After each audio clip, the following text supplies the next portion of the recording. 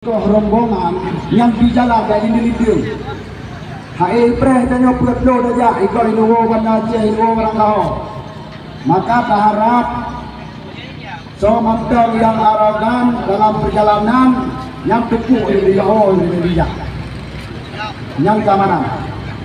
Yang kedua, bekna khusus daerah Bayo, daerah Put. Yo bekna yang ne bendera bintang kulit. Karena uronyo kon uro bawa bendera bintang kulit. Uronyo uro pawai Partai Aceh. Maka keamanan khusus di Put yo jaga. Di lain yo bisa awak lain yang jaga. Dan yang di sini di lain yang bang di lain yang jaga.